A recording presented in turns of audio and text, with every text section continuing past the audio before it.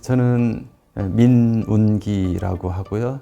문화공간 스페이스빔 대표를 맡고 있습니다. 그리고 저희 스페이스빔이 오래된 양조장 건물을 임대해서 13년째 사용하고 있는데 몇 년 전부터 이곳을 공유 공간으로 바꾸면서 이 건물 이름을, 공간 이름을 인천문화 양조장으로 변경을 했습니다. 그래서 여러 단체와 개인 활동가들이 입주해서 같이 사용하고 있는데 여러 그 관리 역할도 좀 같이 맡고 있습니다.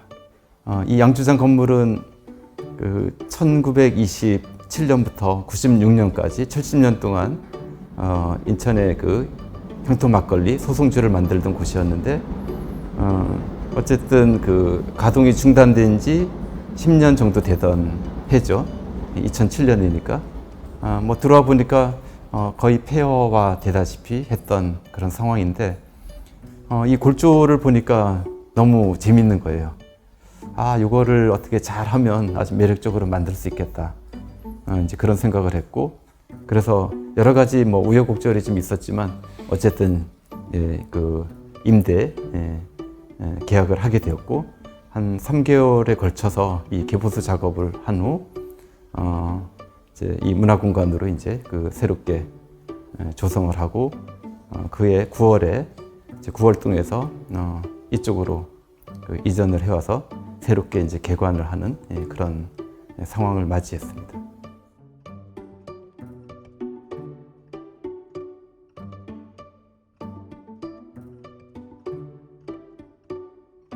그 배와 배를 연결해서 다리를 만들어 건너 다녔다. 뭐 그렇게 해서 붙여진 지명이라고요. 그 여기도 이제 한적한 어떤 그런 뭐 곳이었고, 또 이 일대가 사실은 뭐 그냥 민가가 몇 채 되지 않을 정도로 그렇게 번성하지 않았던 곳인데 이 개항이 되면서 급속도로 그 번성해간 이제 그런 역사가 있고요. 뭐 구체적으로는 1883년에 개항이 되면서 현재의 그 인천역과 자유공원을 중심으로 하는 그 일대에 일본을 비롯한 청나라, 또 러시아, 뭐 미국, 영국, 독일, 프랑스 이런 서구 열강들이 들어와서 그곳을 차지하면서 어떤 중심의 역할을 맡았고요.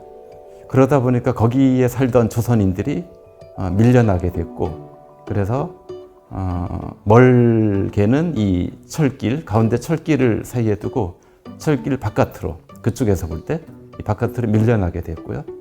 이 일대가 이제 그 개항장을 중심으로 한다면 이제 주변부인데, 주변부에 온갖 그 뭐 유해 시설, 혐오 시설도 많이 들어섰고, 또 한편 공장 시설이 들어섰어요. 바닷가 쪽으로는 이제 중공업 이런 단지가 형성이 되고, 이 내륙 쪽에는 그 경공업, 생활 필수품 관련된 공장들이 들어서면서 전국 곳곳에서 일자리를 찾아 몰려든 그 노동자들이 있었고요. 또 한국 전쟁을 전후해서 그 북에서 많은 피난민들이 내려왔죠. 그래서 그런 분들이 모여 살면서 어려운 그 시기를 그 개척해온 그런 역사가 있는 곳이고요. 그렇게 모여들다 보니까 큰 시장이 만들어지기도 하고, 또 그 배움의 열망이 강하다 보니까 이제 공부를 해야 되고, 그러다 보니까 책이 필요했던 거고, 뭐 그런 수요에 맞물려 그 헌책방이 들어섰죠.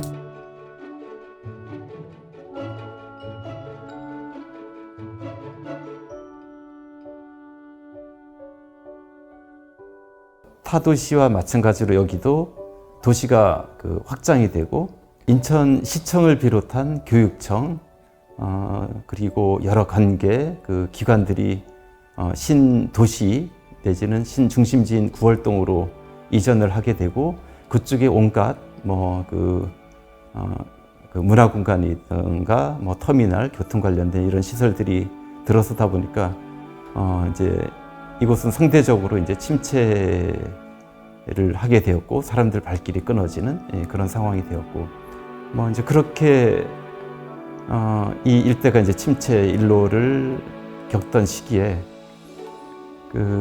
인천에서 국가 프로젝트인 경제자유구역 조성 사업을 시작을 해요.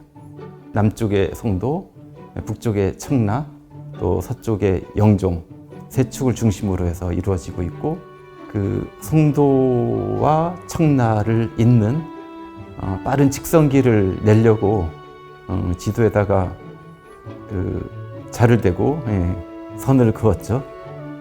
그 선상에 배다리 마을이 포함되어 있었고, 그것이 진척이 되면서 그 도로 부지에 해당되는 곳을 매입을 하고 보상을 하고, 그 다음에 떠나보낸 다음에 주민들을, 그 다음에 이제 철거를 하면서 마을이 이제 두둥강이가 나게 된 거죠.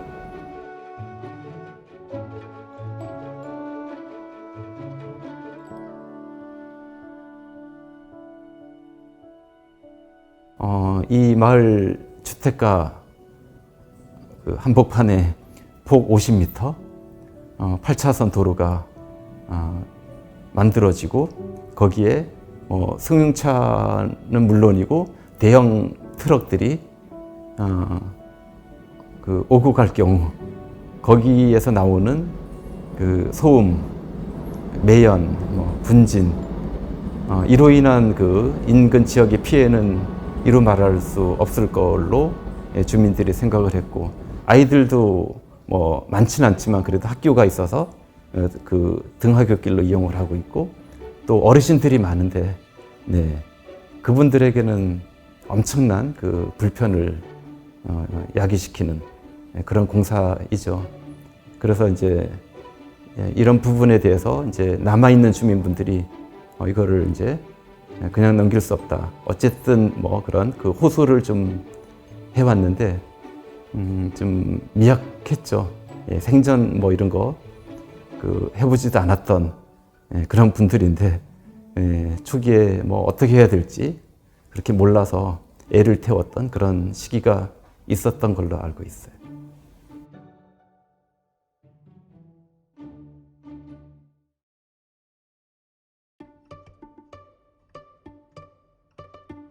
이런 상황을 외면할 수가 없어서 어떻게 하든지 싸워서 막아내야 되겠다, 이런 결심을 했고요. 갈라진 두 마을을 어떻게 이을 것이냐 할 때, 저는 그 부지가 이제 새로운, 비록 이렇게 파헤쳐졌지만 새로운 가치를 탄생시킬 수 있는 중요한 장소가 되겠다, 이렇게 좀 생각을 했고요. 그래서 이제 가장 중요한 두 가지를 저는 주목을 하고 그거를 구체화시키기 위해서 지속적으로 관심과 개입을 시도해 왔는데, 한 가지는 이제 생태적인 복원이었고, 또 한 가지는 이 공간을 거점으로 해서 주민 공동체, 갈라진 두 마을의 주민들이 다시 만나면서 이전과는 다른 또 다른 가치로 관계를 맺을 수 있는 이런 장소로 만들었으면 좋겠다. 하나는 이제 시민이 주체가 되는 그런 관점이에요. 그러니까 저희도 여기 이제 예술가 입장, 또 문화공간의 어떤 성격으로 이 마을에 들어왔지만, 사실은 주민들을 대상화시키지 않고, 또 주민들에게 위계적으로 다가서거나 관계 맺지 않고 똑같은 마을의 구성원으로서 함께 하려고 노력을 했고, 그런 관점에서 여기 주민들, 또 스페이스빔 내지는 이 마을을 찾아오는 손님들, 또 인천에 있는 여러 시민들의 어떤 문화적 의식, 또 정치적인 어떤 관심, 여러 가지 부분들에 대해서 그거를 가감없이 드러내고 소개하고 나누고, 그러면서 이 도시 문제에 대해서 같이 고민하고 또 대안도 만들어 가고자 하는 그런 측면에서의 노력들을 좀 해왔고요. 2012년부터 배다리 도시학교라고 하는 그런 과정을 만들면서 예술가와 비예술가, 전문가와 비전문가 이런 구분을 하지 않고, 관심 있는 분들이라면 누구나 함께 하면서 도시 현안에 대해서 관심 갖고 이야기 나누고, 또 도시를 공부하고 이해하면서 시민 관점에서의 어떤 대안, 이런 것들을 마련해서 그 행정에 제시하거나 또 주체로 나서고자 하는 뭐 이런 관점에서 이 저간의 활동이 있었고요. 저희가 가장 좀 비중을 두었던 거는 좀 그 사회 혁신, 도시 혁신 뭐 이런 거였어요. 그러니까 자꾸 이 배다리 마을을 그 뭐 시간이 멈춘 곳, 뭐 추억이 있는 거리 이런 식으로 자꾸 과거 시제로 박지화시키려고 하는 그런 움직임이 강해요. 저는 그게 사실 못마땅했고 이 과거가 중요하지 않다는 것이 아니라 과거를 바탕으로 미래의 그 대안적인 도시 마을을 어떻게 만들어갈 것이냐 이것이 저는 상당히 중요하다고 보았고 그래서 그런 관점에서 그 대안적인 도시 사회를 만들기 위한 다각적인 그 논의와 실험이 벌어지는 그런 그 마을이자 또 이 공간으로 활용하기 위해서 그렇게 노력을 해왔고 또 한 가지는 이제 바로 그 도로 부지에서 벌어진 일들인데 생태적인 복원이 되어야 된다. 그걸 바탕으로 공동체를 다시 활성화시켜야 되겠다. 구청은 바로 들어와 가지고 정비 작업을 하고 코스모스 꽃씨를 뿌려서 이쁘게 가꾸고 또 줄을 쳐서 주민들이 들어오지 못하게 그리고 이제 구경만 할 수 있도록 나름은 이제 그 어떤 친절성을 이제 드러낸 거죠. 우리가 이렇게 아름답게 멋지게 만들어서 보여줄 테니까 주민분들은 잘 구경하세요. 우리도 칭찬해 주세요. 고맙다고 하세요. 이제 이런 그 입장이었던 거죠. 근데 저는 이제 그 친절이라는 것에 대해서 되게 불편했고, 그래서 실망했고, 그것에 만족할 수 없어서 조금씩 이제 개입을 하기 시작했던 거고, 그래서 이런저런 방식으로 뭐 이를테면 그 허수아비를 만들어 세운다든가, 뭐 바람개비를 만들어 세운다든가, 정월 대보름 때 이제 달집 태우기 이런 걸 하면서 마을 분들이 같이 어우러져서 그런 민속 행사를 할 때, 그러면서 이제 이 공간을 이런 식으로도 활용이 가능하겠구나 이런 그 경험을 조금씩 이렇게 맛보게 하는 거였죠. 뭐 어쨌든 그런 연장선상에서 지난 2012년도에는 이제 그 텃밭을 가꿀 수 있도록 해달라 이렇게 그 요청을 했고 동구청에 마침 그 당시 구청장님이 그것을 수용해 주었고 또 가꿀 수 있도록 또 도와주기도 했고 그렇게 해서 이제 텃밭을 가꾸게 됐고 텃밭을 가꾸게 되면서 이제 양쪽에 갈라졌던 마을 분들이 다시 만나서 뭐 어울리고 이야기도 나누게 되는 이제 그런 상황이 형성이 되었고요. 저희가 바로 한 게 이제 옆에다가 정자를 만들어 세우는 일이었어요. 뭐 일하는 분들이 잠깐 나와서 쉴 수도 있고 또 여기 오시는 분들이 또 잠깐 머물다 갈 수도 있고 그렇게 해서 이제 정자를 만들어 세우면서 또 정자를 중심으로 사람들이 이제 모이게 되고 만나게 되고 이런 일이 벌어지고 저희는 이제 정자를 하나의 그 거점 내지는 교두보로 삼아서 이 그 도로 부지 전체에 대한 어떤 저희만의 어떤 관할권 이거를 이제 확보한 거죠. 그래서 그걸 거점으로 해서 거기에서 텃밭과 더불어서 그 여름 그 생태 캠프 뭐 이런 것들도 정례적으로 진행을 하고 또 뭐 아이들하고 또 그런 그 동아리를 좀 만들어서 뭐 그 청소도 하고 나무도 심고 이런 작업도 하고 그 연장선상에서 그 몇 년 전에는 그 아이들을 위한 그 놀이터를 만들어 주었죠. 적지 않은 뭐 어쨌든 그 나름의 그 지원 예산 가지고 그렇게 만들었고 바로바로 이제 반응이 와서 아이들이 너무 좋아하더라고요. 물론 안타깝게도 나중에 그 구청이 그 한밤중에 와서 이거를 철거해 가는 그런 일이 벌어지긴 했지만 저희들한테는 상당히 이제 중요한 의미가 있었고 만호응을 받았던 그런 그 프로젝트였었고요. 뭐 그런 식으로 해서 이렇게 이제 생태적인 복원, 생태와 공동체가 결합된 어떤 그런 그 공간 성격 이런 거를 만들기 위해서 이제 꾸준히 좀 해왔고요.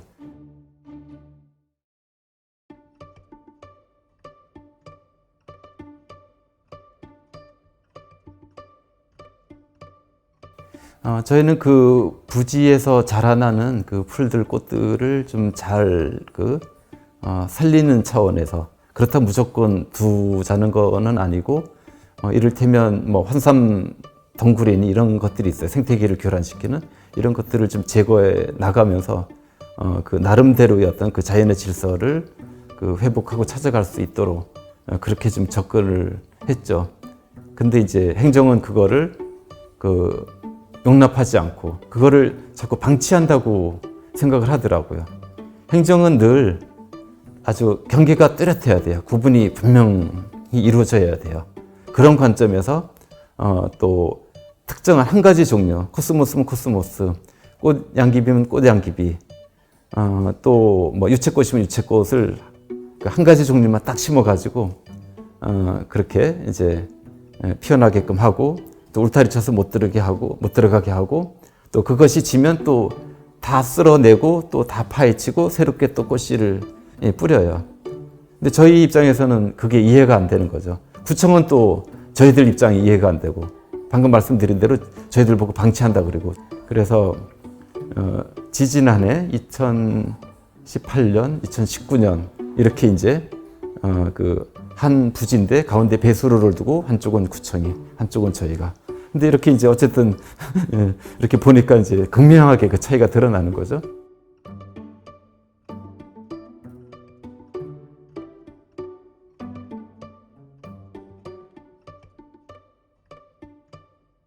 해가 바뀌면서 지난해 이제 그 도로 문제에 대해서 이제 인천시장과 합의를 이루게 됐고, 그래서 이제 뭐 지하화로 3구간은 이제 하는 걸로 그렇게 했고, 지상 부지는 이제 뭐 주민들 주도로 이렇게 한다고 했는데, 일단 바로 이제 합의서 체결하자마자 그 주민 주도라는 거를 본인은 본인대로, 행정은 행정대로 해석을 해서 본인들이 입맛에 맞는 분들을 불러다가 민관협의회를 꾸리고, 그분들에게 이제 어떤 제안을 받아가지고 이 공사 내용에 반영시키려고 하는 그런 입장을 취해왔고, 그러면서 이제 저희를 패싱을 하고 있는 상황이고, 근데 이제 어쨌든 그 도로 부지는 뭐 그런 합의서 때문인지 아니면 코로나 때문인지 올해는 더 이상 그렇게 파헤치는 일을 하질 않고요. 오히려 막 코스모스가 이제 자라나고 해바라기 피고 이러니까 그냥 걔네들을 좀 잘 가꾸는 차원으로 하자, 그렇게 좀 얘기가 돼서, 그래서 이제 제가 조금 물론 공공근로 이런 아저씨들 3명을 투입해서 이제 코스모스만 남기고 나머지 이제 뽑아내는 식으로 이렇게 그렇게 지침을 내리니까 그 아저씨들은 시키는 그대로만 하거든요.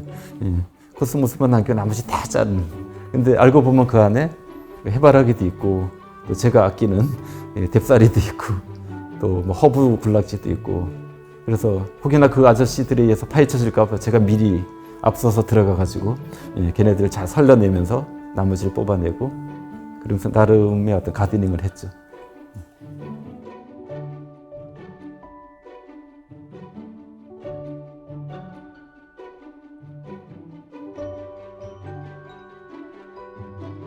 저는 뭐 커먼즈를 여러 가지 관점에서 또 형태로 생각해보고 정의를 내릴 수 있겠지만, 일단은 우리가 공동으로 추구하고 또 간직하고 지향해야 될 어떤 그런 가치와 자산이 아닐까, 이런 생각이 들고요. 그것은 모두에게 열려져 있어야 되고 모두가 같이 나누어서 활용을 해야 된다라고 이제 보는 입장이고, 이 마을은 뭐 어느 곳도 마찬가지겠지만 이 마을도 그런 측면에서 오랜 동안 여러 사람들이 힘들게 마련하고 지키고 있는 어떤 그런 가치들이 이제 많이 있고요. 그거를 그동안 어떤 특정의 어떤 어떤 위협 없이, 위기 없이 나누면서 같이 잘 이어왔는데, 이 개발이라고 하는 이제 논리, 특히 또 소수 권력이나 또 대규모 자본을 동원한 그런 접근으로 인해서 이것이 파기가 되고 그로 인한 이익이 다시 일부에게 돌아가는 뭐 이런 그 파괴적인 구조, 이런 것이 바로 이 마을에 이제 불어닥친 거였죠. 그런 측면에서 당연히 이제 주민들은 어떠한 그 뭐랄까 뭐 저항도 제대로 하지 못하고 그 쫓겨나거나 밀려날 상황에 처할 수밖에 없고 뭐 저 자신도 좀 마찬가지일 수가 있고요. 그런 측면에서 그래도 뭔가 이런 그 위기 의식을 좀 더 많이 앞서서 느낀 입장에서 앞서서 이런 부분에 대해서 맞서 싸우면서 지켜야 되는 그 역할이 저에게 주어져 있지 않나 이런 생각을 합니다.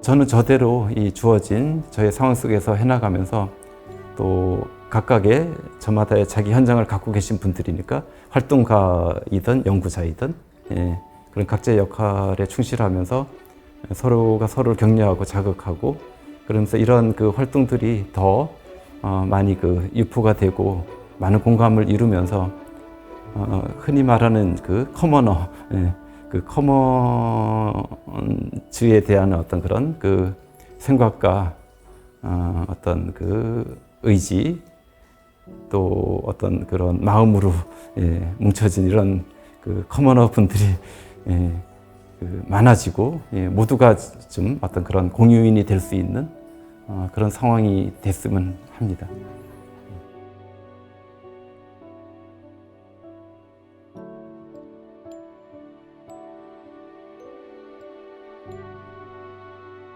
제가 힘들게 이 배달이 내지는 인천에서 싸우고 제가 힘들 때 찾아주시고 관심 가져주시고